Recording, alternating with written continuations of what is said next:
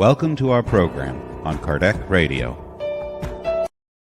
Hello, dear friends, and welcome to our Divine Laws program, where we study the very laws that guide the universe and that shall nourish our souls throughout immortality as we continue to progress. Because as children of God, we never regress, we always progress.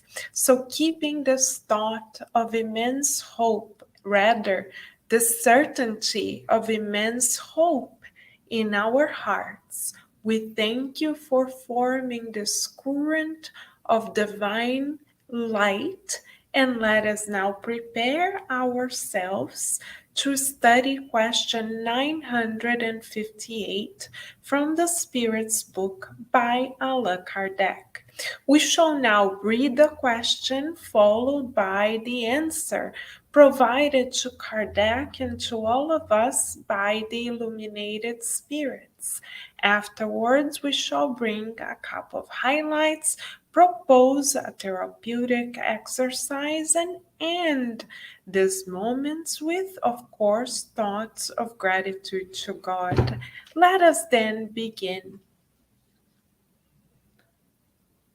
In question 958, Kardec asks, why are human beings instinctively horrified of nothingness? Excellent question. The answer from the illuminated spirits is short, to the point, but very clear, as they explain to Kardec and to all of us that we are horrified of nothingness simply because it does not exist. They say there is no such thing as nothingness. When we are incarnated, beloved friends, oftentimes we see ourselves and others trying to believe that there is nothingness. Why is it that if not in this life, in other lifetimes, we ourselves might have believed in nothingness?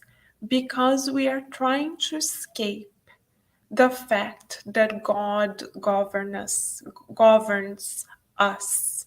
If we accept the fact that we are under the governance of God, then we know that there are consequences to our actions. Then we come to understand that there are laws that guide us. And those of us who resist this understanding, it is because inside of our hearts, we don't want to do the inner work that comes with the awareness, the responsibility of understanding that God is in command, accepting that God is in command, accepting that there are divine laws guiding all of us, accepting that our actions will lead to particular reactions, call for inner responsibility. And many of us do not want to do this inner work of becoming responsible for ourselves internally. What do we mean by internally? Both spiritually and emotionally. Many of us still prefer to be in the position of children, blaming others, saying, oh, we only did this in response to what they did. If they had not acted in this way with regards to us, we wouldn't have acted in that way either. It's their fault. Many of us are still acting like children in adult bodies. This is why we do not want to take responsibility for our actions. We often resist the fact that there is a higher power, God, guiding us. Because if we know that our consciousness will ask us to respond for our choices, then we need to become more mature. And many of us are still in the attitude like this: oh, we will do whatever we want, however we want, whenever we want. And as we embrace this attitude of rebelliousness, of resistance to the good coming from God, we create repeated situations whereby we are invited by life to face the truth. What is the truth? The truth is that we are spirits living a temporary physical experience on earth, and that earth is a hospital and a school for all of us to progress. Rather than nothingness, the truth is that everything in the universe is guided harmoniously and perfectly by God and God's messengers.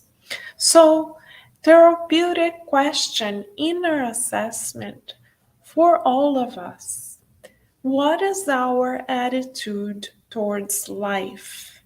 Are we in the scenario in which we say, why me? Why is this happening to me? Why does this always happen to me? Why does life always treat me in this way? Are we still in this mentality of victimhood? Or are we embracing life from a divine perspective? If God is allowing for us to be in situation X, Y, or Z, it is because there is a plan of love for us, and it is our job, our duty to discover it. Where are we in this spectrum? If we feel as though we are locked in the victimhood mentality, let us really elevate our thoughts to God, coming to understand that everything comes from God. The exercise proposed to us, all of us tonight, is to find the roadmap of God within our lives. Let us take the last 24 hours as an example, and let us find the footprints, symbolic footprints of God alongside with us.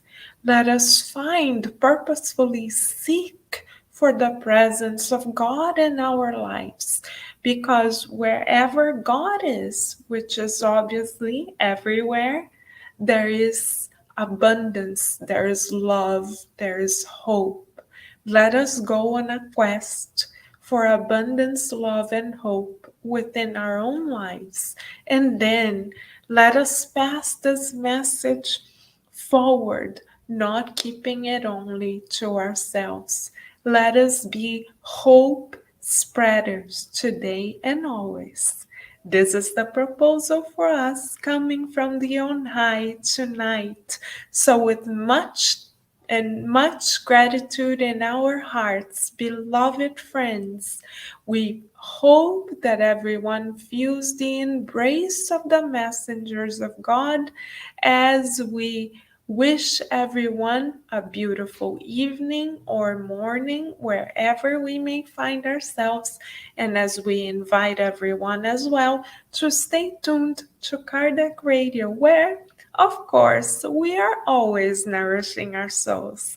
Many blessings, beloved friends, and bye for now.